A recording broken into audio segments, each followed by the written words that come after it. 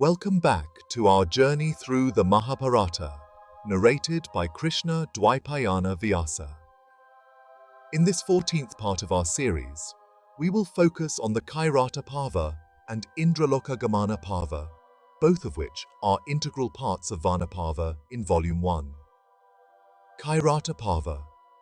The Kairata Parva, also known as the Battle with Kirata, narrates the encounter between Arjuna and the god Shiva, disguised as a Kirata, a hunter. This section explores Arjuna's valor and devotion as he seeks to gain powerful weapons for the impending war.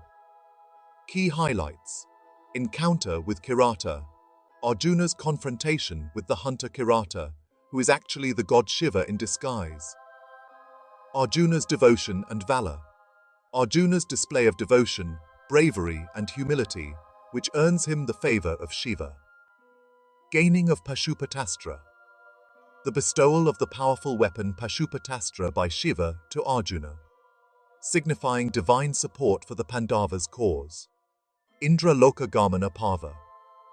The Indralokagamana Parva, or the journey to Indra's abode, narrates Arjuna's journey to the abode of Indra, the king of gods. This section highlights the divine interventions and the preparation of Arjuna for the great war. Key highlights: journey to Indraloka, Arjuna's journey to Indra's heavenly abode, where he is welcomed by the king of gods. Training and boons. Arjuna's training under the guidance of Indra and other celestial beings, acquiring divine weapons and knowledge. Divine alliances. The alliances and support Arjuna gains from the gods, emphasizing the Pandavas' divine backing in their quest for justice. As you delve into these sections, immerse yourself in the adventures and divine encounters that shape Arjuna's character and destiny. The Kairata Parva and Indralokagamana Parva not only advance the plot but also enrich the story with themes of devotion, valor, and divine favor. Enjoy this part of your auditory adventure through one of the greatest epics ever written.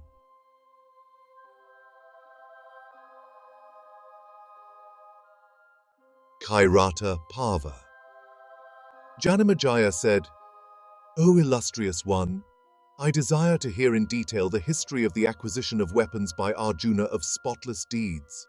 O tell me how that tiger among men, Dhananjaya, of mighty arms and possessed of great energy, entered that solitary forest without fear. And, O thou foremost of those acquainted with the Veda, what also did Arjuna do while dwelling there? How also were the illustrious Sthanu and the chief of the celestials gratified by him? O thou best of regenerate ones, I desire to hear all this under thy favor. Thou art omniscient. Thou knowest all about the gods and all about men. O Brahmana, the battle that took place of old between Arjuna, that foremost of smiters never defeated in battle, and Parva was highly extraordinary and without parallel. It maketh one's hair stand on end to hear of it. Even the hearts of those lions among men, the brave sons of Pritha, trembled in consequence of wonder and joy and a sense of their own inferiority. O tell me in full what else, Arjuna. Did I do not see even the most trivial thing to Jishnu that is censurable? Therefore, recite to me in full the history of that hero." Vaisampayana said, "O tiger among Kurus, I shall recite to thee that narration, excellent and extensive and unrivaled, in connection with the illustrious hero. O sinless one, hear in detail the particulars about Arjuna's meeting with the three-eyed god of gods, and his contact with the illustrious god's person. At Yudhishthira's command, Dhananjaya of immeasurable prowess set out from Kamyaka to obtain a sight of Sakra, the chief of the celestials, and of Sankara, the god of gods. And the strong-armed Arjuna of great might set out armed with his celestial bow and a sword with golden hilt, for the success of the object he had in view, northwards, towards the summit of the Himavat. And O king, that first of all warriors in the three worlds, the son of Indra, with a calm mind and firmly adhering to his purpose, then devoted himself, without the loss of any time, to ascetic austerities. And he entered, all alone, that terrible forest abounding with thorny plants and trees and flowers and fruits of various kinds, and inhabited by winged creatures of various species, and swarming with animals of diverse kinds, and resorted to by Siddhas and Karanas. And when the son of Kunti entered that forest destitute of human beings, sounds of conchs and drums began to be heard in the heavens. And a thick shower of flowers fell upon the earth, and the clouds spreading over the firmament caused a thick shade. Passing over those difficult and woody regions at the foot of the great mountains, Arjuna soon reached the breast of the Himavat, and staying there for some time began to shine in his brilliancy. And he beheld there numerous trees with expanding verdure, resounding with the melodious notes of winged warblers. And he saw there rivers with currents of the lapis lazuli, broken by the fierce eddies here and there, and echoing with the notes of swans and ducks and cranes. And the banks of those rivers resounded with the mellifluous strains of the male kokilas, and the notes of peacocks and cranes. And the mighty warrior, beholding those rivers of sacred and pure and delicious water and their charming banks, became highly delighted. And the delighted Arjuna of fierce energy and high soul then devoted himself to rigid austerities in that delightful and woody region. Clad in rags made of grass and furnished with a black deerskin and a stick, he commenced to eat withered leaves fallen upon the ground. And he passed the first month by eating fruits at the interval of 3 nights, and the second by eating at the interval of the 6 nights, and the third by eating at the interval of a fortnight. When the 4th month came, that best of the Paratas, the strong-armed son of Pandu, began to subsist on air alone. With arms upraised and leaning upon nothing and standing on the tips of his toes, he continued his austerities. And the illustrious hero's locks, in consequence of frequent bathing, took the hue of lightning or the lotus. Then all the great rishis went together unto the god of the Pinaka, for representing unto him about the fierce asceticism of Pritha's son. And bowing unto that god of gods, they informed him of Arjuna's austerities, saying, "This son of Pritha, possessed of great energy, is engaged in the most difficult of ascetic austerities on the breast of the Himavat. Heated with his asceticism, the earth is smoking all round, O god of gods. We do not know what his object is for which he is engaged in these austerities. He, however, is causing us pain. It behoveth thee to prevent him." Hearing these words of those Munis with souls under perfect control, the Lord of all creatures, the husband of Uma, said, "It behoveth you not to indulge in any grief on account of Falguna. Return ye all cheerfully and with alacrity to the places whence ye have come. I know the desire that is in Arjuna's heart. His wish is not for heaven, nor for prosperity, nor for long life. And I will accomplish even this day all that is desired by him." Vaisampayana continued. The truth-speaking rishis, having heard these words of Mahadeva, became delighted and returned to their respective abodes. Vaisampayana said, "After all those illustrious ascetics had gone away, that wielder of the Pinaka and cleanser of all sins, the illustrious Hara, assuming the form of a Kirata, resplendent as a golden tree, and with a huge and stalwart form like a second Meru, and taking up a handsome bow and a number of arrows resembling snakes of virulent poison, and looking like an embodiment of fire, came quickly down on the breast of Himavat. And the handsome god of gods was accompanied by Uma in the guise of a Kirata woman, and also by a swarm of merry spirits of various forms and attire, and by thousands of women in the form and attire of Kiratas.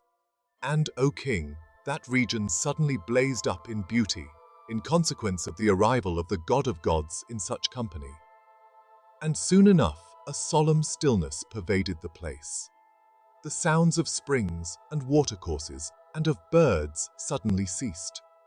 And as the god of gods approached Pritha's son of blameless deeds, he beheld a wonderful sight, even that of a Danava named Mukha, seeking, in the form of a boar, to slay Arjuna. Falguna, at the sight of the enemy seeking to slay him, took up the Gandiva and a number of arrows resembling snakes of virulent poison. And stringing his bow and filling the air with its twang, he addressed the boar and said, "I have come here but done thee no injury. As thou seekest to slay me, I shall certainly send thee to the abode of Yama."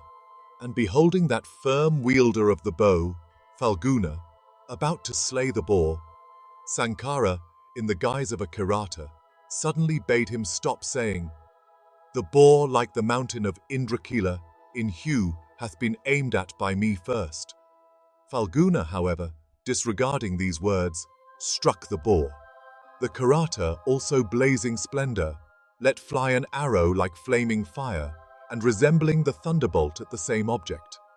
And the arrows thus shot by both fell at the same instant of time upon the wide body of Mukha, hard as adamant, and the two shafts fell upon the boar with a loud sound, even like that of Indra's thunderbolt and the thunder of the clouds falling together upon the breast of a mountain. And Mukha, thus struck by two shafts which produced numerous arrows resembling snakes of blazing mouths, yielded up his life, assuming once more his terrible Rakshasa form. Jishnu, that slayer of foes, then beheld before him that person, of form blazing as God, and attired in the dress of a Kirata and accompanied by many women. And beholding him, the son of Kunti with a joyous heart addressed him smilingly and said, "Who art thou that thus wanderest in these solitary woods, surrounded by women? Thou of the splendor of gold, art thou not afraid of this terrible forest? Why again didst thou shoot the boar that was first aimed at by me? This Rakshasa that came hither, listlessly or with the object of slaying me, had been first aimed at by me. Thou shalt not, therefore, escape from me with life. Thy behavior towards me is not consistent with the customs of the chase. Therefore, O mountaineer, I will take thy life." Thus addressed by the son of Pandu, the Kirata, smiling, replied unto his capable of wielding the bow with his left hand in soft words, saying, "O hero, thou needst not be anxious on my account. This forest land is proper abode for us, who always dwell in the woods. Respecting thyself, however, I may inquire, why thou hast selected thy abode here amid such difficulties? We, O ascetic, have our habitation in these woods abounding in animals of all kinds. Why dost thou, so delicate and brought up in luxury and possessed of the splendor of fire, dwell alone in such a solitary region?" Arjuna said, "Depending on the Gandiva and arrows blazing like fire, I live in this great forest, like a second Pavaki. Thou hast seen how this monster, this terrible Rakshasa, that came hither in the form of an animal, hath been slain by me." The Kirata replied, "This Rakshasa, first struck with the shot from my bow, was killed and sent to the regions of Yama by me. He was first aimed at by me, and it is with my shot that he has been deprived of life. Proud of thy strength, it behoveth thee not to impute thy own fault to others. Thou art thyself in fault, O wretch, and therefore shalt not escape from me with life. Stay thou, I will shoot at these shafts like thunderbolts. Strive thou also, and shoot, to the best of thy power, thy arrows at me." Hearing these words of the Kirata, Arjuna became angry and attacked him with arrows. The Kirata, however, with a glad heart received all those shafts upon himself, repeatedly saying, "Wretch, wretch, shoot thou best arrows capable of piercing into the very vitals." Thus addressed, Arjuna began to shower his arrows on him. Both of them then became angry, and engaging in fierce conflict, began to shoot at each other showers of arrows, each resembling a snake of virulent poison. And Arjuna rained a perfect shower of arrows on the Kirata. Sankara, however, bore that downpour on him with a cheerful heart. But the wielder of the Pinaka, having borne that shower of arrows for a moment, stood unwounded, immovable like a hill. Dhananjaya, beholding his arrowy shower become futile, wondered exceedingly, repeatedly saying, "Excellent, excellent! Alas, this mountaineer of delicate limbs, dwelling on the heights of the Himavat, beareth, without wavering, the shafts shot from the Gandiva. Who is he? Is he Rudra himself, or some other god, or a Yaksha, or an Asura? The gods sometimes do descend on the heights of the Himavat. Except the god who wieldeth the Pinaka, there is none rise that can bear the impetuosity of the thousands of arrows shot by me from the Gandiva. Whether he is a god or a yaksha, in fact, anybody except Rudra, I shall soon send him, with my shafts, to the regions of Yama. Thus thinking, Arjuna, with a cheerful heart, began, O king, to shoot arrows by hundreds, resembling in splendor the rays of the sun. That downpour of shafts, however, the illustrious creator of the worlds, the wielder of the trident, bore with a glad heart, like a mountain bearing a shower of rocks. Soon, however, the arrows of Falguna were exhausted, and noticing this fact, Arjuna became greatly alarmed, and the son of Pandu then began to think of the illustrious god Agni, who had before, during the burning of the Khandava, given him a couple of inexhaustible quivers, and he began to think, Alas, my arrows are all exhausted. What shall I shoot now from my bow? Who is this person that swalloweth my arrows? Slaying him with the end of my bow, as elephants are killed with lances, I shall send him to the domains of the mace-bearing Yama. The illustrious Arjuna then, taking up his bow and dragging the Kirata with his bowstring, struck him some fierce blows that descended like thunderbolts. When, however, that slayer of hostile heroes, the son of Kunti, commenced the conflict with the end of the bow, the mountaineer snatched from his hands that celestial bow. And beholding his bow snatched from him, Arjuna took up his sword, and wishing to end the conflict, rushed at his foe. And then the Kuru prince, with the whole might of his arms, struck that sharp weapon upon the head of the Kirata, a weapon that was incapable of being resisted even by solid rocks. But that first of swords, at touch of the Kirata's crown, broke into pieces. Falguna then commenced the conflict with trees and stones. The illustrious god in the form of the huge-bodied Kirata, however, bore that shower of trees and rocks with patience. The mighty son of Pritha then, his mouth smoking with wrath, struck the invincible god in the form of a Kirata with clenched fists, blows that descended like thunderbolts. The god in the Kirata form returned Falguna's blows with fierce blows resembling the thunderbolts of Indra. And in consequence of that conflict of blows between the son of Pandu and the Kirata, there arose in that place loud and frightful sounds. That terrible conflict of blows, resembling the conflict of yore between Vritra and Vasava, lasted but for a moment. The mighty Jishnu, clasping the Kirata, began to press him with his breast, but the Kirata, possessed of great strength, pressed the insensible son of Pandu with force, and in consequence of the pressure of their arms and of their breasts, their bodies began to emit smoke like charcoal in fire. The great god then, smiting the already smitten son of Pandu and attacking him in anger with his full might, deprived him of his senses. Then, O Bharata, Falguna, thus pressed by the god of the gods, with limbs, besides, bruised and mangled, became incapable of motion and was almost reduced to a ball of flesh. And struck by the illustrious god, he became breathless, and, falling down on earth without power of moving, looked like one that was dead. Soon, however, he regained consciousness, and, rising from his prostrate position, with body covered with blood, became filled with grief. Mentally prostrating himself before the gracious god of gods, and making a clay image of that deity, he worshipped it, with offerings of floral garlands. Beholding, however, the garland that he had offered to the clay image of Parva, decking the crown of the Kirata, that best of Pandu's sons, became filled with joy and regained his ease. And he prostrated himself thereupon at the feet of Bhava, and the god also was pleased with him. And Hara, beholding the wonder of Arjuna, and seeing that his body had been emaciated with ascetic austerities, spake unto him in a voice deep as the roaring of the clouds, saying, O Falguna, I have been pleased with thee, for thy act is without a parallel. There is no Kshatriya who is equal to thee in courage and patience. And, O sinless one, thy strength and prowess are almost equal to mine. O mighty armed one, I have been pleased with thee.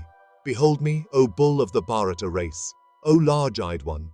I will grant thee eyes to see me in my true form. Thou wert a rishi before. thou wilt vanquish all thy foes, even the dwellers of heaven. I will, as I have been pleased with thee, grant thee an irresistible weapon. Soon shall thou be able to wield that weapon of mine." Vaisampayana continued. Falguna then beheld him, Mahadeva, that god of blazing splendor, that wielder of the Pinaka, that one who had his abode on the mountains of Kailasa, accompanied by Uma, bending down on his knee and bowing with his head, that conqueror of hostile cities, the son of Pritha worshipped Hara and inclined him to grace. And Arjuna said, "O Kapadin, O chief of all gods, O destroyer of the eyes of Bhaga, O god of gods, O Mahadeva, O thou of blue throat, O thou of matted locks, I know thee as the cause of all causes, O thou of 3 eyes, O Lord of all. Thou art the refuge of all the gods. This universe hath sprung from thee. Thou art incapable of being vanquished by the 3 worlds of the celestials, the asuras, and men. Thou art Siva in the form of Vishnu, and Vishnu in the form of Siva. Thou destroyedest of old the great sacrifice of Daksha. O Hari, O Rudra, I bow to thee. Thou hast an eye on thy forehead. O Sava, O thou that reignest objects of desire, O bearer of the trident, O wielder of the Pinaka, O Surya, O thou of pure body, O creator of all, I bow to thee. O Lord of all created things, I worship thee to obtain thy grace. Thou art the Lord of the Ganas, the source of universal blessing, the cause of the causes of the universe. Thou art beyond the foremost of male beings. Thou art the highest. Thou art the subtlest. O Hara, O illustrious Sankara, it behoveth thee to pardon my fault. It was even to obtain a sight of thyself that I came to this great mountain, which is dear to thee, and which is the excellent abode of ascetics. Thou art worshipped of all worlds. O Lord, I worship thee to obtain thy grace. Let not this rashness of mine be regarded as a fault, this combat in which I was engaged with thee from ignorance. O Sankara, I seek thy protection. Pardon me all I have done." Vaisampayana continued, "Endued with great might, the god whose sign was the bull, taking into his the handsome hands of Arjuna, smilingly replied unto him, saying, I have pardoned thee. And the illustrious Hara, cheerfully clasping Arjuna with his arms, once more consoling Arjuna, said as follows. Mahadeva said, "Thou wert in thy former life Nara, the friend of Narayana. In Vadari wert thou engaged in fierce ascetic austerities for several thousands of years. In thee, as well as in Vishnu, that first of male beings, dwelleth great might. Ye both, by your might, hold the universe. O Lord, taking up that fierce bow whose twang resembled the deep roar of the clouds, thou, as well as Krishna, chastisedest the Danavas during the coronation of Indra. Even this Gandiva is that bow, O son of Pritha, fit for thy hands. O foremost of male beings, I snatched it from thee, helped by my powers of illusion. This couple of quivers, fit for thee, will again be inexhaustible, O son of Pritha. And, O son of the Kuru race, thy body will be free from pain and disease. Thy prowess is incapable of being baffled. I have been pleased with thee, and, O first of male beings, ask thou of me the boon that thou desirest. O chastiser of all foes, O giver of proper respect to those deserving it. Not even in heaven is there any male being who is equal to thee, nor any kshatriya who is thy superior." Arjuna said, "O illustrious God, having the bull for thy sign, if thou wilt grant me my desire, I ask of thee, O Lord, that fierce celestial weapon wielded by thee and called Brahmasira, that weapon of terrific prowess which destroyeth, at the end of the yuga, the entire universe, that weapon by the help of which, O God of gods, I may under thy grace obtain victory in the terrible conflict which shall take place between myself on one side, and Karna, and Bhishma, and Kripa, and Drona on the other. That weapon by which I may consume in battle Danavas and Rakshasas, and evil spirits, and pisachas, and gandharvas, and nagas. That weapon which when hurled with mantras produceth darts by thousands and fierce-looking maces and arrows like snakes of virulent poison, and by means of which I may fight with Bhishma and Drona and Kripa and Karna of ever-abusive tongue, O illustrious destroyer of the eyes of Bhaga. Even this is my foremost desire, viz. Oh, that I may be able to fight with them and obtain success. Bhava replied, O powerful one, I will give to thee that favorite weapon of mine called the Pasuputa. O son of Pandu, thou art capable of holding, hurling, and withdrawing it. Neither the chief himself of the gods, nor Yama, nor the king of the Yakshas, nor Varuna, nor Vayu knoweth it. How could men know anything of it? But, O son of Pritha, this weapon should not be hurled without adequate cause. For if hurled at any foe of little might, it may destroy the whole universe. In the three worlds, with all their mobile and immobile creatures, there is none who is incapable of being slain by this weapon. And it may be hurled by the mind, by the eye, by words, and by the bow. Vaisampayana continued. Hearing these words, the son of Pritha purified himself, and approaching the Lord of the universe with rapt attention, he said, Instruct me. Mahadeva then imparted unto that best of Pandu's son the knowledge of that weapon looking like the embodiment of Yama, together with all the mysteries about hurling and withdrawing it. And that weapon thence began to wait upon Arjuna, as it did upon Sankara, the lord of Uma, and Arjuna also gladly accepted it. And at the moment, the whole earth, with its mountains and woods and trees and seas and forests and villages and towns and mines, trembled, and the sounds of conchs and drums and trumpets by thousands began to be heard. And at that moment, hurricanes and whirlwinds began to blow. And the gods and the Danavas beheld that terrible weapon in its embodied form stay by the side of Arjuna of immeasurable energy.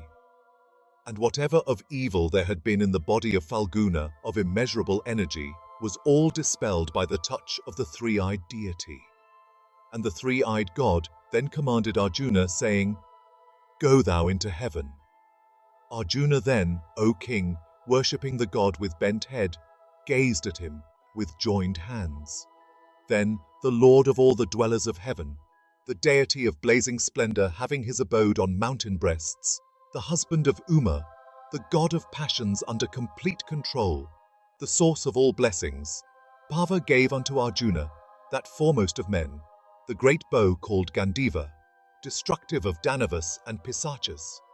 And the god of gods, then leaving that blessed mountain with snowy plateaus and vales and caves, favorite resort of sky-ranging great rishis, went up, accompanied by Uma into the skies, in the sight of that foremost of men. Vaisampayana said, The wielder of the Pinaka, having the bull for his sign, thus disappeared in the very sight of the gazing son of Pandu, like the sun setting in the sight of the world. Arjuna, that slayer of hostile heroes, wondered much at this, saying, Oh, I have seen the great god of gods. Fortunate indeed I am, and much favored, for I have both beheld and touched with my hand the three-eyed Hara, the wielder of the Pinaka, in his boon-giving form. I shall win success. I am already great. My enemies have already been vanquished by me. My purposes have been already achieved.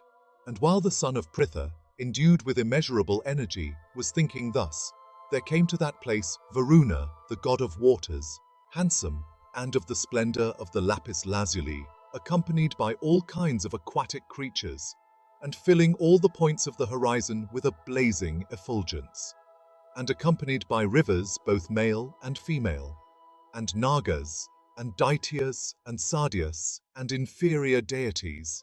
Varuna, the controller and lord of all aquatic creatures, arrived at that spot. There came also the Lord Kuvera of body resembling pure gold, seated on his car of great splendor, and accompanied by numerous yakshas. And the Lord of treasures, possessed of great beauty, came there to see Arjuna, illuminating the firmament with his effulgence. And there came also Yama himself, of great beauty, the powerful destroyer of all the worlds, accompanied by those lords of the creation, the Pitris, both embodied and disembodied, and the god of justice, of inconceivable soul, the son of Surya, the destroyer of all creatures with the mace in hand, came there on his car, illuminating the three worlds with regions of the Guhyakas, the Gandharvas and the Nagas, like a second Surya as he riseth at the end of the Yuga. Having arrived there, they beheld, from the effulgent and variegated summits of the great mountain, Arjuna engaged in ascetic austerities. And there came in a moment the illustrious Sakra also, accompanied by his queen, seated on the back of the celestial elephant, Airavata, and surrounded also by all the deities. And in consequence of the white umbrella being held over his head, he looked like the moon amid fleecy clouds. And eulogized by Gandharvas, and rishis endued with wealth of asceticism, the chief of the celestials alighted on a particular summit of the mountain, like a second sun. Then Yama, possessed of great intelligence and fully conversant with virtue, who had occupied a summit on the south, in a voice deep as that of the clouds, said these auspicious words: Arjuna, behold us, the protectors of the worlds, arrive here. We will grant thee spiritual vision, for thou deservest to behold us. Thou wert in thy former life a rishi of immeasurable soul, known as Nara of great might. At the command, O child of Brahma, thou hast been born among men. O sinless one, by thee shall be vanquished in battle the highly virtuous grandsire of the Kurus, Bhishma of great energy, who is born of the Vasas. Thou shalt also defeat all the Kshatriyas of fiery energy, commanded by the son of Bharadwaja in battle. Thou shalt also defeat those Danavas of fierce prowess that have been born amongst men, and those Danavas also that are called Nivatakavachas. And, O son of the Kuru race, O Dhananjaya, thou shalt also slay Karna of fierce prowess, who is even a portion of my father Surya, of energy celebrated throughout the worlds. And, O son of Kunti, smiter of all foes, thou shalt also slay all the portions of celestials and Danavas, and the Rakshasas that have been incarnate on earth. And slain by thee, these shall attain to the regions earned by them, according to their acts. And O Falguna, the fame of thy achievements will last forever in the world. Thou hast gratified Mahadeva himself in conflict. Thou shalt, with Vishnu himself, lighten the burden of the earth. O accept this weapon of mine, the mace I wield, incapable of being baffled by any body. With this weapon thou wilt achieve great deeds. Vaisampayana continued. O Janamejaya, the son of Pritha, then received from Yama that weapon duly, along with the mantras and rite, and the mysteries of hurling and withdrawing it. Then Varuna, the lord of all aquatic creatures, blue as the clouds, from a summit he had occupied on the west, uttered these words: O son of Pritha, thou art the foremost of Kshatriyas, and engaged in Kshatriya practices. O thou of large coppery eyes, behold me. I am Varuna, the lord of waters. Hurled by me, my nooses are incapable of being resisted. O son of Kunti, accept of me these Varuna weapons, along with the mysteries of hurling and withdrawing them. With these, O hero, in the battle that ensued of yore on account of Taraka, the wife of Vrihaspati, thousands of mighty Daityas were seized and tied. Accept them of me. Even if Yama himself by thy foe, with these in thy hands, he will not be able to escape from thee. When thou wilt armed with these, range over the field of battle, the land beyond doubt will be destitute of Kshatriyas. Vaisampayana continued. After both Varuna and Yama had given away their celestial weapons, the Lord of Treasures, having his home on the heights of Kailasa, then spake, O son of Pandu, O thou of great might and wisdom, I too have been pleased with thee, and this meeting with thee giveth me as much pleasure as a meeting with Krishna. O wielder of the bow with the left hand, O thou of mighty arms, thou wert a god before, eternal as other gods. In ancient Kalpas, thou hadst every day gone through ascetic austerities along with us. O best of men, I grant thee celestial vision. O thou of mighty arms, thou wilt defeat even invincible Daitya's and Danavas. Accept of me also, without loss of time, an excellent weapon. With this thou wilt be able to consume the ranks of Dhritarashtra. Take then this favorite weapon of mine, called Antardana. Endued with energy and prowess and splendor, it is capable of sending the foe to sleep. When the illustrious Sankara slew Tripura, even this was the weapon which he shot, and by which many mighty asuras were consumed. O thou of invincible prowess, I take it up for giving it to thee. Endued with the dignity of the Meru, thou art competent to hold this weapon. After these words had been spoken, the Kuru prince Arjuna, endued with great strength, duly received from Kuvera that celestial weapon. Then the chief of the celestials, addressing Pritha's son of ceaseless deeds in sweet words, said, in a voice deep as that the clouds or the kettle drum, O thou mighty armed son of Kunti, thou art an ancient god. Thou hast already achieved the highest success and acquired the statue of a god. But, O repressor of foes, thou hast yet to accomplish the purposes of the gods. Thou must ascend to heaven. Therefore prepare thou, O hero of great splendor. My own car with Matali as charioteer will soon descend on the earth. Taking thee, O Kaurava, to heaven, I will grant thee there all my celestial weapons. Beholding those protectors of the worlds assembled together on the heights of Himavat, Dhananjaya, the son of Kunti, wondered much. Endued with great energy, he then duly worshipped the assembled Lokapalas with words, water, and fruits. The celestials, then returning that worship, went away, and the gods, capable of going everywhere at will and endued with the speed of the mind, returned to the places whence they had come. That bull among men, Arjuna, having obtained weapons thus, was filled with pleasure, and he regarded himself as one whose desires had been fulfilled and who was crowned with success. Indralokagamana Parva. Vaisampayana said, after the Lokapalas had gone away, Arjuna, that slayer of all foes, began to think, O monarch, of the car of Indra. And as Gudakesa, gifted with great intelligence, was thinking of it, the car, endued with great effulgence and guided by Matali, came dividing the clouds and illuminating the firmament and filling the entire welkin with its rattle deep as the roar of mighty masses of clouds. Swords and missiles of terrible forms and maces of frightful description and winged darts of celestial splendor and lightnings of the brightest effulgence and thunderbolts and propellers furnished with wheels and worked with atmosphere expansion and producing sounds loud as the roar of great masses of clouds, were on that car. And there were also, on that car, fierce and huge-bodied Nagas with fiery mouths and heaps of stones white as the fleecy clouds. And the car was drawn by 10,000s of horses of golden hue, endued with the speed of the wind. And furnished with prowess of illusion, the car was drawn with such speed that the eye could hardly mark its progress. And Arjuna saw on that car the flagstaff called Vijayanta, of blazing effulgence, resembling in hue the emerald or the dark blue lotus, and decked with golden ornaments, and straight as the bamboo.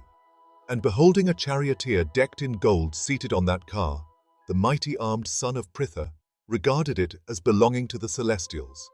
And while Arjuna was occupied with his thoughts regarding the car, the charioteer Matali, bending himself after descending from the car, addressed him, saying, O lucky son of Sakra, Sakra himself wisheth to see thee. Ascend thou without loss of time this car that hath been sent by Indra, the chief of the immortals, thy father, that god of 100 sacrifices, hath commanded me, saying, Bring the son of Kunti hither, let the gods behold him. And Sankara himself, surrounded by the celestials and rishis and Gandharvas and Apsaras, waiteth to behold thee. At the command of the chastiser of Paka, therefore, ascend thou with me from this to the region of the celestials. Thou wilt return after obtaining weapons.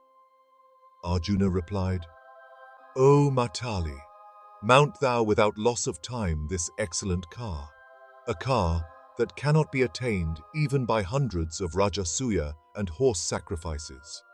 Even kings of great prosperity who have performed great sacrifices distinguished by large gifts to Brahmanas.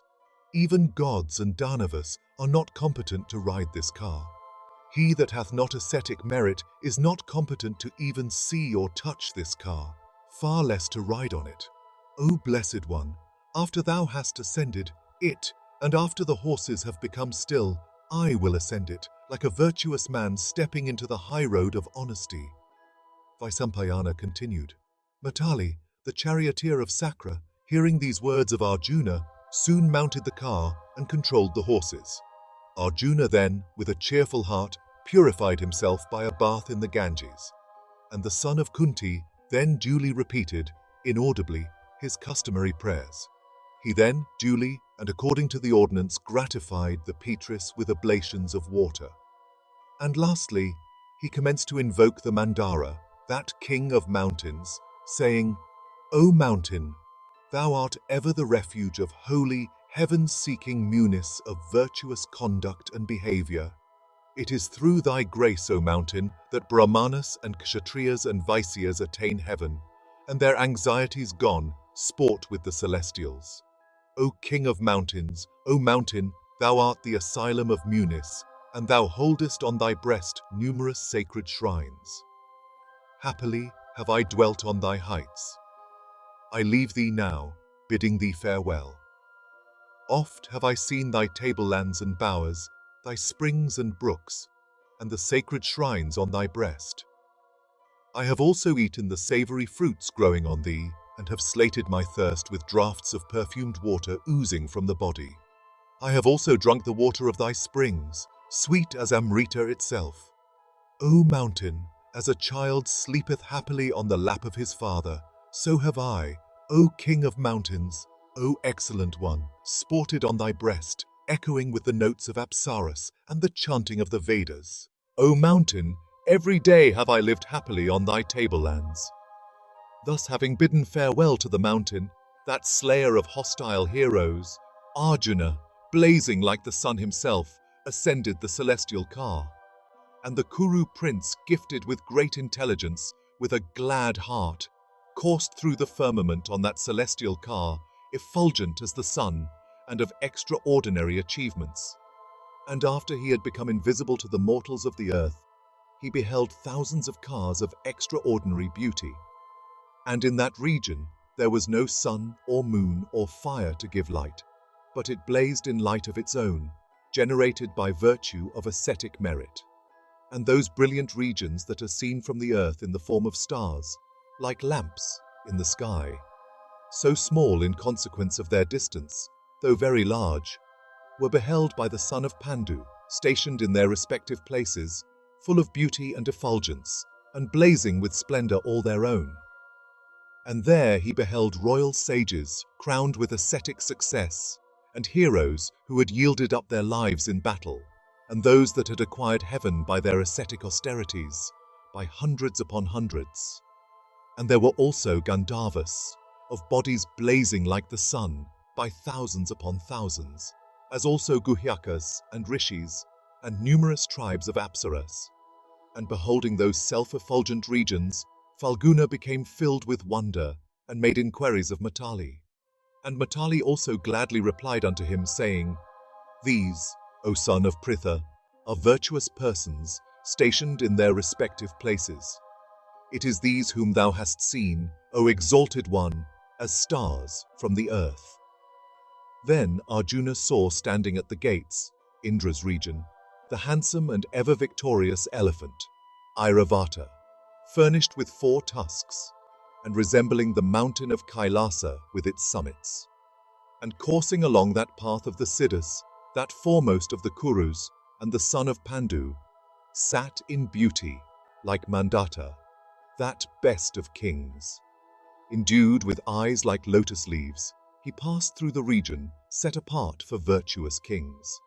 And the celebrated Arjuna, having thus passed through successive regions of heaven, at last beheld Amaravati, the city of Indra.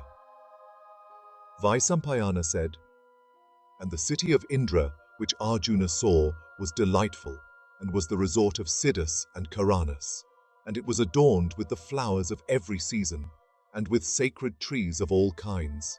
And he beheld also celestial gardens called Nandana, the favorite resort of Apsaras.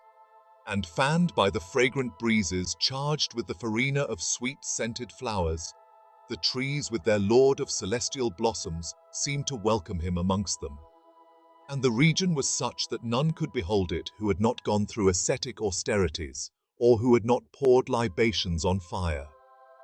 It was a region for the virtuous alone, and not for those who had turned their back on the field of battle.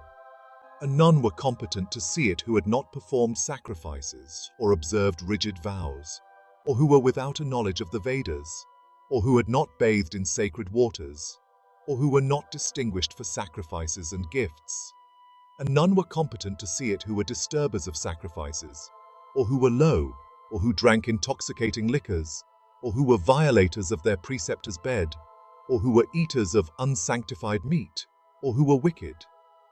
And having beheld those celestial gardens resounding with celestial music, the strong-armed son of Pandu entered the favorite city of Indra.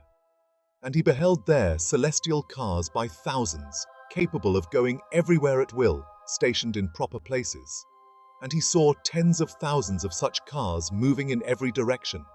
And fanned by pleasant breezes charged with the perfumes of flowers, the son of Pandu was praised by Apsaras and Gandharvas. And the celestials then, accompanied by the Gandharvas and Siddhas and great rishis, cheerfully reverenced Pritha's son of white deeds. Benedictions were poured upon him, accompanied by the sounds of celestial music. The strong-armed son of Pritha then heard around him the music of conchs and drums, and praised all around. The son of Pritha then went, at the command of Indra, to that large and extensive starry way called by the name of Suravithi.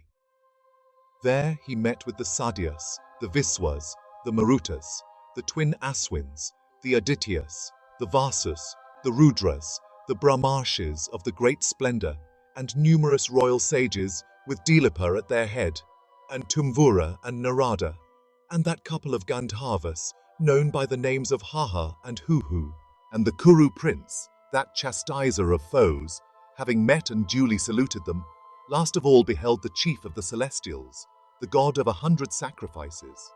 Then the strong-armed son of Pritha, alighting from the car, approached the lord himself of the gods, his father, that chastiser of Paka, and a beautiful white umbrella, furnished with a golden staff, was held over the chief of the celestials, and he was fanned with a chamara perfumed with celestial scents, and he was eulogized by many Gandharvas, headed by Viswavasu and others, by bards and singers, and by foremost Brahmanas, chanting Rik and Yajus hymns. And the mighty son of Kunti, approaching Indra, saluted him by bending his head to the ground, and Indra thereupon embraced him with his round and plump arms. And taking his hand, Sakra made him sit by him on a portion of his own seat, that sacred seat which was worshipped by gods and rishis. And the lord of the celestials, that slayer of hostile heroes, smelt the head of Arjuna bending in humility, and even took him upon his lap.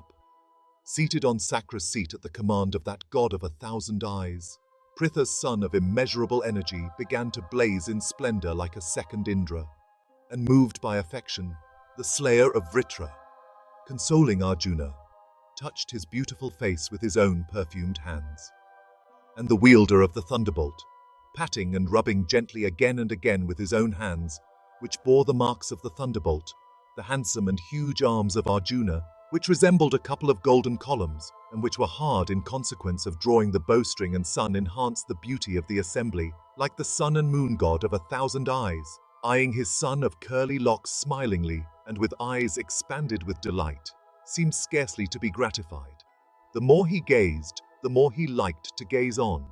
And seated on one seat, the father and son enhanced the beauty of the assembly, like the sun and moon beautifying the firmament together on the 14th day of the dark fortnight. And a band of Gandharvas headed by Tumvuru, skilled in music, sacred and profane, sang many verses in melodious notes, and Gritachi and Menaka and Ramba and Purvachiti and Swayamprabha and Urvasi and Misrakesi and Dandagauri and Varuthini and Gopali and Sahajanya and Kumbayoni and Prajagara and Chitrasena and Chitraleka and Saha and Madhuraswana, these and others by thousands, possessed of eyes like lotus leaves, who were employed in enticing the hearts of persons practicing rigid austerities, danced there. And possessing slim waists and fair large hips, they began to perform various evolutions, shaking their deep bosoms and casting their glances around and exhibiting other attractive attitude, capable of stealing the hearts and resolutions and minds of the spectators. Vaisampayana said, "The gods and the Gandharvas then, understanding the wishes of India, procured an excellent Argya and reverenced the son of Pritha in a hurry, and giving water to wash both his feet and face, they caused the prince to enter the palace of Indra, and thus worshipped, Jishnu continued to live in the abode of his father, and the son of Pandu continued all the while to acquire celestial weapons, together with the means of withdrawing them. And he received from the hands of Sakra his favorite weapon of irresistible force, viz. The thunderbolt, and those other weapons also, of tremendous roar, viz. The lightnings of heaven, whose flashes are inferable from the appearance of clouds and the dancing of peacocks. And the son of Pandu, after he had obtained those weapons, recollected his brothers. And at the command of Indra, however, he lived for full 5 years in heaven, surrounded by every comfort and luxury. After some time, when Arjuna had obtained all the weapons, Indra addressed him in due time, saying, "O son of Kunti, learn thou music and dancing from Chitrasena. Learn the instrumental music that is current among the celestials, and which existeth not in the world of men. For, O son of Kunti, it will be to thy benefit." And Purandara gave Chitrasena as a friend unto Arjuna. And the son of Pritha lived happily in peace with Chitrasena. And Chitrasena instructed Arjuna all the while in music, vocal and instrumental, and in dancing. But the active Arjuna obtained no peace of mind, remembering the unfair play at dice of Sakuni, the son of Suvala, and thinking with rage of Dusasana and his death.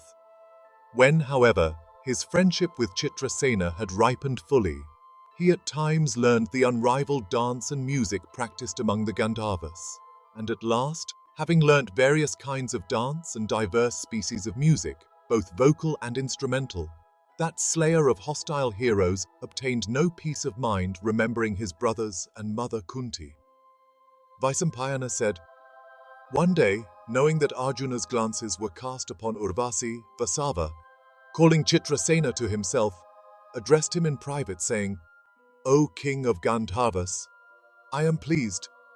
Go thou as my messenger to that foremost of Apsaras, Urvasi, and let her wait upon that tiger among men, Falguna. Tell her, saying these words of mine, as through my instrumentality Arjuna hath learnt all the weapons and other arts, worshipped by all, so shouldst thou make him conversant with the arts of acquitting one's self in female company.'" Thus addressed by Indra, the chief of the Gandharvas, in obedience to that command of Vasava, soon went to Urvasi, that foremost of Apsaras, and as he saw her, she recognized him and delighted him by the welcome she offered and the salutation she gave. And seated at ease, he then smilingly addressed Urvasi, who also was seated at ease, saying, "Let it be known, O thou of fair hips, that I come hither dispatched by the one sole Lord of heaven, who asketh of thee a favor. He who is known amongst gods and men for his many inborn virtues, for his grace, behavior, beauty of person, vows and self-control, who is noted for might and prowess, and respected by the virtuous and ready-witted, who is endued with genius and splendid energy, is of a forgiving temper and without malice of any kind, who hath studied the 4 Vedas with their branches, and the Upanishads and the Puranas also, who is endued with devotion to his preceptors and with intellect possessed of the 8 attributes, who by his abstinence, ability, origin and age is alone capable of protecting the celestial regions like Mahabharata himself, who is never boastful, who showeth proper respect to all, who beholdeth the minutest things as clearly as if those were gross and large, who is sweet-speeched, who showereth divers kinds of food and drink on his friends and dependents, who is truthful, worshipped of all, eloquent, handsome, and without pride, who is kind to those devoted to him, and universally pleasing and dear to all, who is firm in promise, who is equal to even Mahendra and Varuna in respect of every desirable attribute, viz. Arjuna, is known to thee. O Urvasi, know thou that hero is to be made to taste the joys of heaven. Commanded by Indra, let him today obtain thy feet.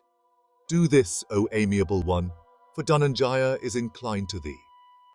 Thus addressed, Urvasi of faultless features assumed a smiling face, and receiving the words of the Gandharva with high respect, answered with a glad heart, saying, hearing of the virtues that should adorn men, as unfolded by thee, I would bestow my favors upon anyone who happened to possess them.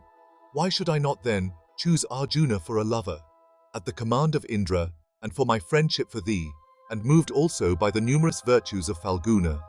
I am already under the influence of the god of love. Go thou therefore to the place thou desirest. I shall gladly go to Arjuna.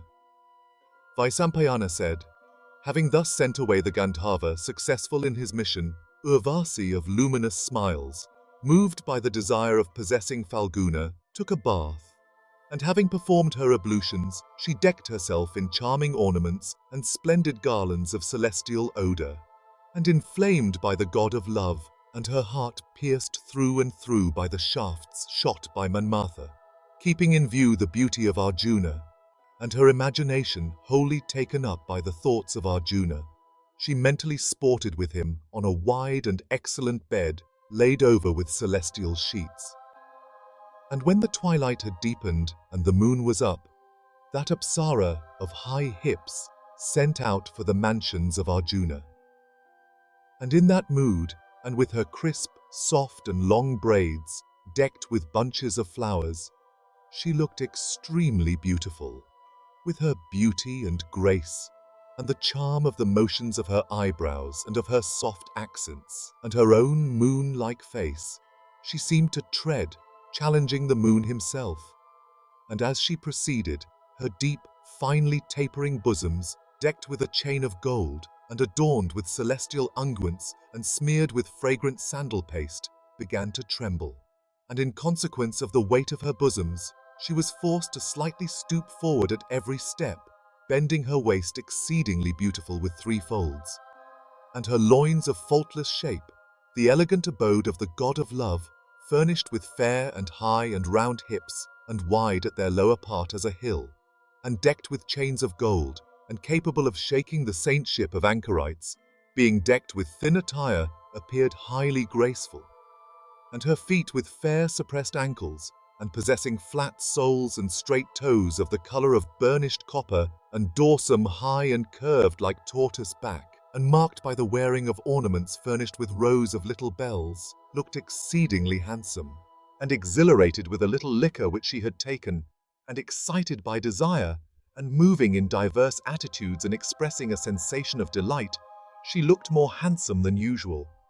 And though heaven abounded with many wonderful objects, yet when Urvasi proceeded in this manner, the Siddhas and Karanas and Gandharvas regarded her to be the handsomest object they had cast their eyes upon. And the upper half of her body clad in an attire of fine texture and cloudy hues, she looked resplendent like a digit of the moon in the firmament shrouded by fleecy clouds. And endued with the speed of the winds or the mind, she of luminous smiles soon reached the mansion of Falguna, the son of Pandu. And, O best of men, Urvasi of beautiful eyes, having arrived at the gate of Arjuna's abode, sent word through the keeper in attendance. And, on receiving permission, she soon entered that brilliant and charming palace. But, O monarch, upon beholding her at night in his mansion, Arjuna, with a fear-stricken heart, stepped up to receive her with respect, and as soon as he saw her, the son of Pritha, from modesty, closed his eyes. And saluting her, he offered the Apsara such worship as is offered unto a superior. And Arjuna said, O thou foremost of the Apsaras, I reverence thee by bending my head down. O lady, let me know thy commands. I wait upon thee as thy servant. Vaisampayana continued. Hearing these words of Falguna, Urvasi became deprived of her senses, and she soon represented unto Arjuna all that had passed between her and the Gandharva, Chitrasena. And she said, O best of men, I shall tell thee all that hath passed between me and Chitrasena, and why I have come hither. On account of thy coming here, O Arjuna, Mahendra had convened a large and charming assembly, in which celestial festivities were held. Unto that assembly came, O best of men, the Rudras and the Adityas, and the Aswins and the Vasas. And there came also numbers of great rishis, and royal sages, and siddhas, and karanas, and yakshas, and great nagas. And, O thou of expansive eyes, the members of the assembly, resplendent as fire, or the sun or the moon, having taken their seats according to rank, honor, and prowess. O son of Sakra, the Gandharvas began to strike the Venus and sing charming songs of celestial melody. And, O perpetuator of the Kuru race, the principal Apsaras also commenced to dance. Then, O son of Pritha, thou hadst looked on me only with a steadfast gaze. When that assembly of the celestials broke, commanded by thy father, the gods went away to their respective places, and the principal Apsaras also went away to their abodes, and others also, O slayer of foes, commanded by thy father and obtaining his leave. It was then that Chitrasena sent to me by Sakra, and arriving at my abode. O thou of eyes like lotus leaves, he addressed me, saying, O thou of the fairest complexion, I have been sent unto thee by the chief of the celestials. Do thou something that would be agreeable to Mahendra and myself, and to thyself also. O thou of fair hips, seek thou to please Arjuna, who is brave in battle even like Sakra himself, and who is always possessed of magnanimity. Even these, O son of Pritha, were his words. Thus, O sinless one, commanded by him and thy father also, I come to thee in order to wait upon thee, O slayer of foes. My heart hath been attracted by thy virtues, and am already under the influence of the god of love. And, O hero, even this is my wish, and I have cherished it forever. Vaisampayana continued.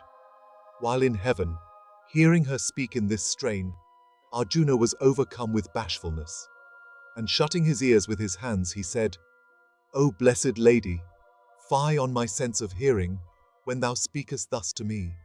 For, O thou of beautiful face, thou art certainly equal in my estimation unto the wife of a superior. Even as Kunti here, even this is my wish, and I have cherished it forever. Some text is obviously missing here. JBH of high fortune, or Sachi, the queen of Indra, art thou to me, O auspicious one. Of this there is no doubt. That I had gazed particularly at thee, O blessed one, is true. There was a reason for it. I shall truly tell it to thee, O thou of luminous smiles. In the assembly I gazed at thee with eyes expanded in delight, thinking, even this blooming lady is the mother of the Kaurava race. O blessed Apsara, it behoveth thee not to entertain other feelings towards me, for thou art superior to my superiors, being the parent of my race. Hearing these words of Arjuna, Urvasi answered, saying, O son of the chief of the celestials, we Apsaras are free and unconfined in our choice. It behoveth thee not, therefore, to esteem me as thy superior. The sons and grandsons of Puru's race, that have come hither in consequence of ascetic merit, do all sport with us, without incurring any sin. Relent therefore, O hero, it behoveth thee not to send me away. I am burning with desire, I am devoted to thee. Accept me, O thou giver of proper respect. Arjuna replied, O beautiful lady of features perfectly faultless, listen, I truly tell thee. Let the four directions and the transverse directions, let also the gods listen. O sinless one, as Kunti or Madri or Sachi is to me, so art thou, the parent of my race, an object of reverence to me. Return, O thou, of the fairest complexion. I bend my head unto thee, and prostrate myself at thy feet. Thou deservest my worship as my own mother, and it behoveth thee to protect me as a son. Vaisampayana continued. Thus addressed by Partha, Urvasi was deprived of her senses by wrath. Trembling with rage, and contracting her brows, she cursed Arjuna, saying, Since thou disregardest a woman come to thy mansion at the command of thy father and of her own motion, a woman, besides, who is pierced by the shafts of karma, therefore, O Partha, thou shalt have to pass thy time among females unregarded, and as a dancer, and destitute of manhood, and scorned as a eunuch. Vaisampayana continued. Having cursed Arjuna thus, Urvasi's lips still quivered in anger, herself breathing heavily all the while, and she soon returned to her own abode. And that slayer of foes, Arjuna also sought Chitrasena without loss of time, and having found him, he told him all that had passed between him and Urvasi in the night, and he told Chitrasena everything as it had happened, repeatedly referring to the curse pronounced upon him. And Chitrasena also represented everything unto Sakra. And Harivahana, calling his son unto himself in private, and consoling him in sweet words, smilingly said, O thou best of beings, having obtained thee, O child, Pritha hath today become a truly blessed mother.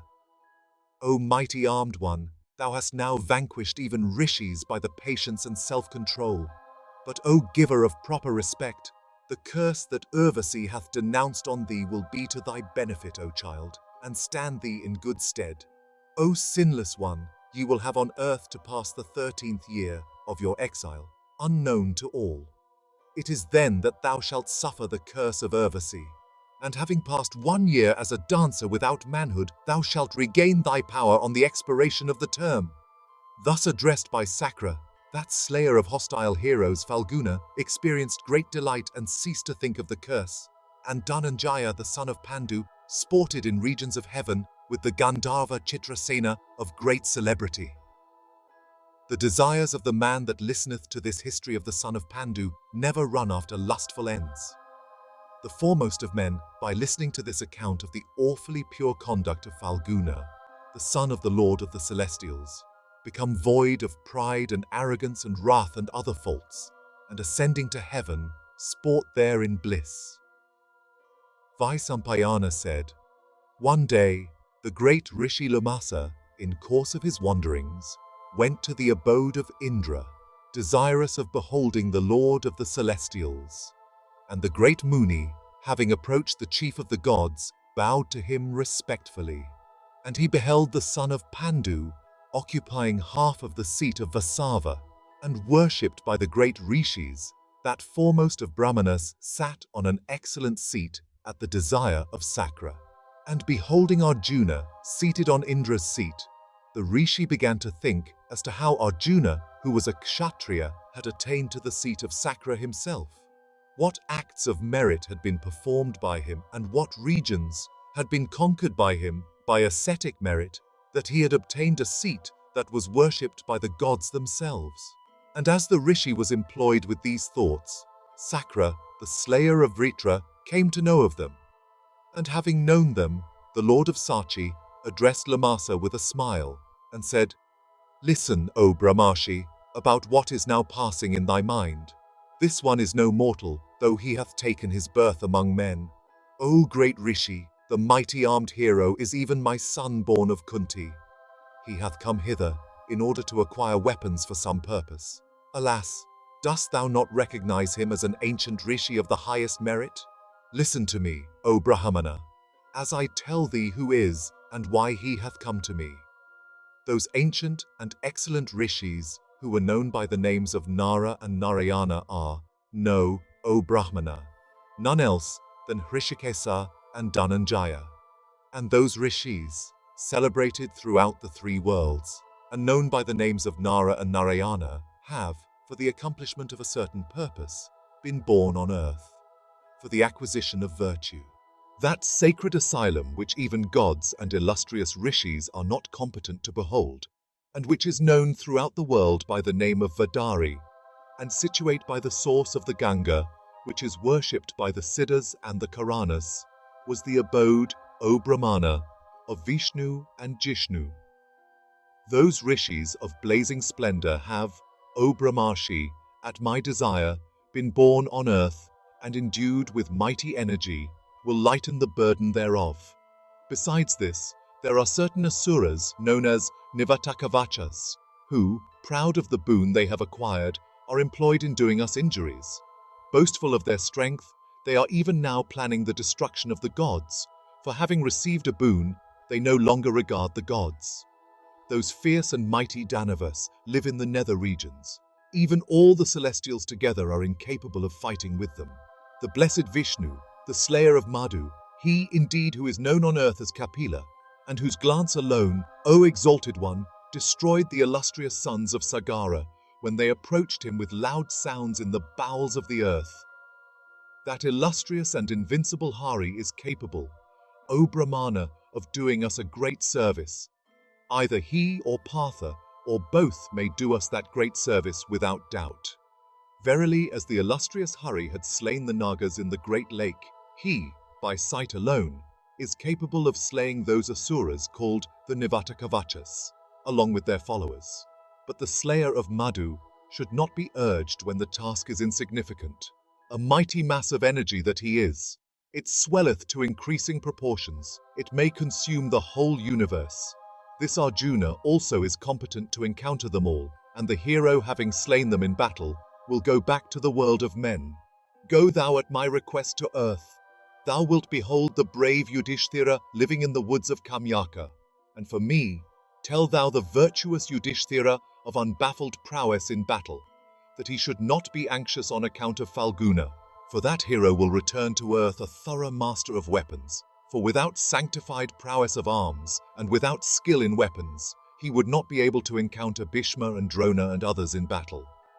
Thou wilt also represent unto Yudhishthira that the illustrious and mighty armed Gudakesa, having obtained weapons, hath also mastered the science of celestial dancing and music, both instrumental and vocal.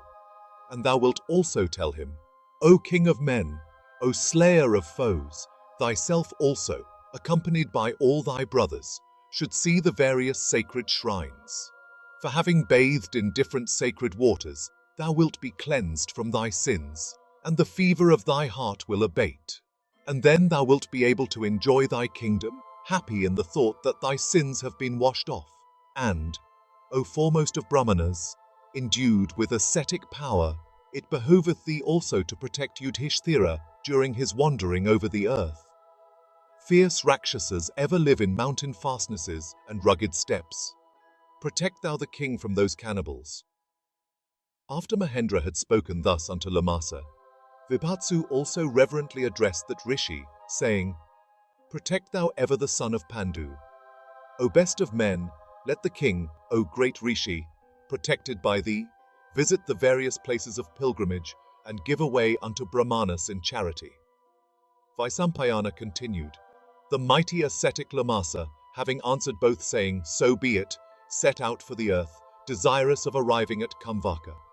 And having arrived at those woods, he beheld the slayer of foes and son of Kunti, King Yudhishthira the Just, surrounded by ascetics and his younger brothers. Janamejaya said, These feats of Pritha's son, endued with immeasurable energy, were certainly marvelous. O Brahmana, what did Dhritarashtra of great wisdom say when he heard of them? Vaisampayana said, Ambika's son, King Dhritarashtra, having heard of Arjuna's arrival and stay at Indra's abode from Dwaipayana, that foremost of rishis spake unto Sanjaya, saying, O charioteer, dost thou know in detail the acts of the intelligent Arjuna, of which I have heard from beginning to end? O charioteer, my wretched and sinful son is even now engaged in a policy of the most vulgar kind. Of wicked soul, he will certainly depopulate the earth, the illustrious person whose words even in jest are true, and who hath Dhananjaya to fight for him, is sure to win the 3 worlds. Who that is, even beyond the influence of death and decay, will be able to stay before Arjuna, when he will scatter his barbed and sharp-pointed arrows whetted on stone? My wretched sons, who have to fight with the invincible Pandavas, are indeed all doomed. Reflecting day and night, I see not the warrior amongst us that is able to stay in battle before the wielder of the Gandiva. If Drona, or Karna, or even Bhishma advance against him in battle, a great calamity is likely to befall the earth. But even in that case, I see not the way to our success. Karna is kind and forgetful. The preceptor Drona is old, and the teacher of Arjuna, however, is wrathful and strong and proud and of firm and steady prowess. As all these warriors are invincible, a terrible fight will take place between them. All of them are heroes skilled in weapons and of great reputation. They would not wish for the sovereignty of the world if it was to be purchased by defeat. Indeed, peace will be restored only on the death of these or of Falguna. The slayer of Arjuna, however, existeth not, nor doth one that can vanquish him. Oh, how shall that wrath of his, which hath myself for its object, be pacified? Equal unto the chief of the celestials, that hero gratified Agni at Khandava, and vanquished all the monarchs of the earth on the occasion of the great Rajasuya. O Sanjaya, the thunderbolt falling on the mountaintop leaveth a portion unconsumed. But the shafts, O child, that are shot by Kirati, leave not a rack behind. As the rays of the sun heat this mobile and immobile universe, so will the shafts shot by Arjuna's hands scorch my sons.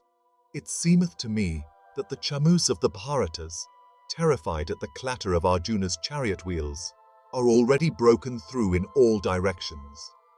Vidhatri hath created Arjuna as an all-consuming destroyer. He stayeth in battle as a foe, vomiting and scattering swarms of arrows. Who is there that will defeat him? Sanjaya said, That which hath been uttered by thee, O king, with respect to Duryodhana is all true. Nothing that thou hast said, O lord of the earth, is untrue. The Pandavas of immeasurable energy have been filled with rage at the sight of Krishna, their wedded wife of pure fame, brought in the midst of the assembly. Hearing also those cruel words of Dusasana and Karna, they have been so incensed, O king, that they will not, I ween, forgive the Kurus on my account. I have heard, O king, how Arjuna hath gratified in battle by means of his bow the god of gods, Sthanu of 11 forms. The illustrious lord of all the gods, Kapadin himself, desirous of testing Falguna, fought with him, having assumed the guise of a Kirata. And there it was that the Lokapala, in order to give away their weapons unto that bull of the Kuru race, showed themselves unto him of undeteriorating prowess. What other man on earth, except Falguna, would strive to have a sight of these gods in their own forms? And, O king, who is there that will weaken in battle Arjuna, who could not be weakened by Maheswara himself, possessed of 8 forms? Thy sons, having dragged Draupadi, and thereby incensed the sons of Pandu, have brought this frightful and horrifying calamity upon themselves. Beholding Duryodhana showing both his thighs unto Draupadi, Bhima said with quivering lips, Wretch, those thighs of thine will I smash with my fierce descending mace on the expiration of 13 years. All the sons of Pandu are the foremost of smiters. All of them are of immeasurable energy. All of them are well versed in every kind of weapons. For these, they are incapable of being vanquished even by the gods. Incensed at the insult offered to their wedded wife, Pritha's sons, urged by wrath, will, I ween, slay all thy sons in battle. Dhritarashtra said, O charioteer, what mischief hath been done by Karna uttering those cruel words to the sons of Pandu? Was not the enmity sufficient that was provoked by bringing Krishna into the assembly? How can my wicked sons live, whose eldest brother and preceptor walketh not in the path of righteousness? Seeing me void of eyesight and incapable of exerting myself actively, my wretched son, O charioteer, believeth me to be a fool, and listeneth not to my words. Those wretches also that are his counsellors, viz. Karna and Suvala and others, always pander to his vices, as he is incapable of understanding things rightly. The shafts that Arjuna of immeasurable prowess may lightly shoot are capable of consuming all my sons, leave alone those shafts that he will shoot, impelled by anger. The arrows urged by the might of Arjuna's arms and shot from his large bow, and inspired with mantras capable of converting them into celestial weapons, can chastise the celestials themselves. He who hath for his counsellor and protector and friend that smiter of sinful men, the Lord of the three worlds, Hari himself, encountereth nothing that he cannot conquer. This, O Sanjaya, is most marvellous in Arjuna that, as we have heard, he hath been clasped by Mahadeva in his arms. That also which Falguna, assisted by Damodara, did of old towards helping Agni in the conflagration of Kandava, hath been witnessed by all the world.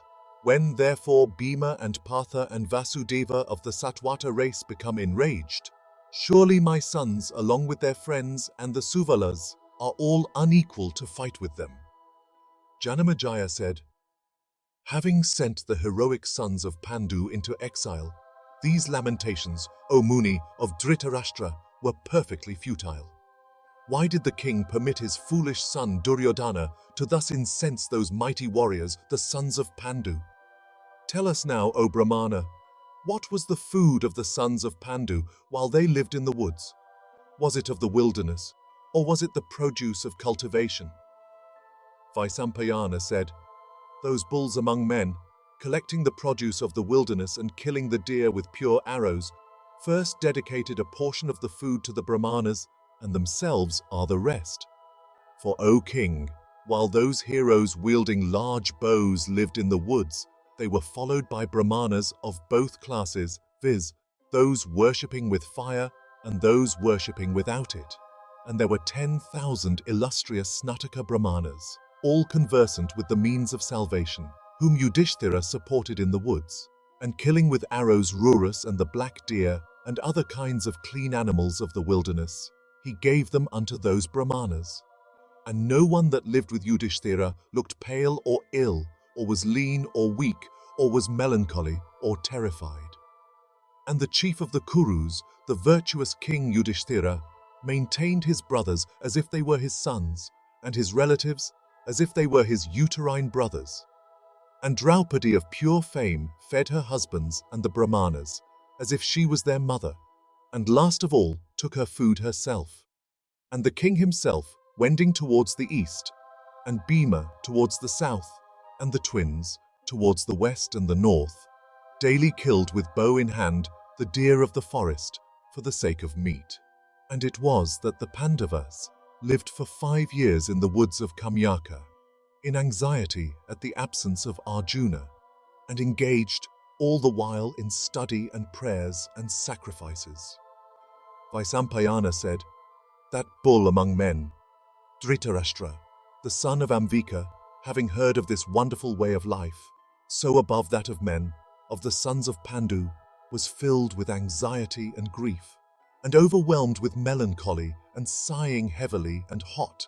That monarch, addressing his charioteer Sanjaya, said, O charioteer, a moment's peace I have not, either during the day or the night, thinking of the terrible misbehavior of my sons arising out of their past gambling, and thinking also of the heroism, the patience, the high intelligence, the unbearable prowess, and the extraordinary love unto one another of the sons of Pandu. Amongst the Pandavas, the illustrious Nakula and Sahadeva, of celestial origin, and equal unto the chief himself of the celestials in splendor, are invincible in battle. They are firm in the wielding of weapons, capable of shooting at a long distance, resolute in battle, of remarkable lightness of hand, of wrath that is not easily quelled, possessed of great steadiness and endued with activity. Possessed of the prowess of lions and unbearable as the Aswins themselves, when they will come to the field of battle with Bhima and Arjuna in front. I see, O Sanjaya, that my soldiers will all be slain without a remnant. Those mighty warriors of celestial origin, unrivaled in battle by anybody, filled with rage at the remembrance of that insult to Draupadi, will show no forgiveness. The mighty warriors of the Vrishnis also, and the Panchalas of great energy, and the sons of Pritha themselves, led by Vasudeva of unbaffled prowess, will blast my legions. O charioteer, all the warriors on my side assembled together are not competent to bear the impetus of the Vrishnis alone when commanded by Rama and Krishna. And amongst them will move that great warrior Bhima of terrible prowess, armed with his iron mace held on high and capable of slaying every hero. And high above the din will be heard the twang of the Gandiva, loud as the thunder of heaven. The impetus of Bhima's mace and the loud twang of the Gandiva are incapable of being stood against by any of the kings on my side. It is then, O Sanjaya, that obedient as I have been to the voice of Duryodhana, I shall have to call back the rejected counsels of my friends, counsels that I should have attended to in time. Sanjaya said, "This hath been thy great fault, O King Viz, that though capable, thou didst not, from affection, prevent thy son from doing what he hath done." The slayer of Madhu, that hero of unfading glory, hearing that the Pandavas had been defeated at Dice, soon went to the woods of Kamyaka and consoled them there. And Draupadi's sons also, headed by Drishtadyumna and Virata and Drishtaketu and those mighty warriors, the Kakayas, all went there. All that was said by these warriors at the sight of Pandu's son defeated at Dice was learnt by me through our spies. I have also told thee all, O king. When the slayer of Madhu met the Pandavas, they requested him to become the charioteer of Falguna in battle. Hari himself, thus requested, answered them, saying, "So be it."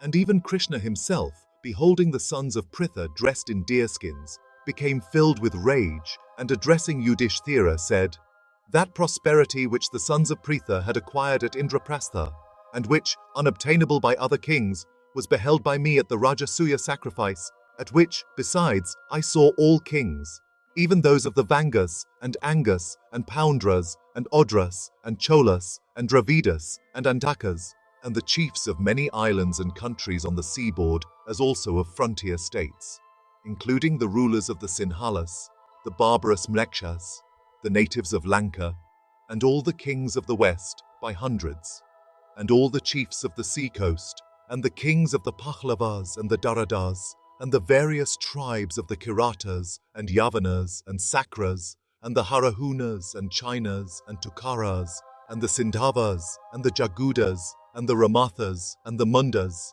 and the inhabitants of the kingdom of women, and the Tanganas, and the Kakayas, and the Malavas, and the inhabitants of Kasmira, afraid of the prowess of your weapons, present in obedience to your invitation, performing various offices. That prosperity, O king, so unstable and waiting at present on the foe, I shall restore to thee, depriving thy foe of his very life. I shall, O chief of the Kurus, assisted by Rama and Bhima and Arjuna and the twins and Akrura and Gada and Shamba and Pradyumna and Ahuka and the heroic Drishtadyumna and the son of Sisupala, slay in battle in course of a day Duryodhana and Karna and Dusasana and Suvala's son and all others who may fight against us. And thou shalt, O Bharata, living at Hastinapura along with thy brothers, and snatching from Dhritarashtra's party the prosperity they are enjoying, rule this earth. Even these, O king, were Krishna's words unto Yudhishthira, who, on the conclusion of Krishna's speech, addressed him in that meeting of heroes and in the hearing of all those brave warriors headed by Drishtadyumna, saying, O Janardana, I accept these words of thine as truth. O thou of mighty arms, do thou, however, slay my enemies along with all their followers on the expiry of 13 years. O Kesava, promise this truly unto me. I promised in the presence of the king to live in the forest as I am now living. Consenting to these words of King Yudhishthira the Just, His counselors, headed by Drishtadyumna, soon pacified the incensed Kesava with sweet words and expressions suitable to the occasion.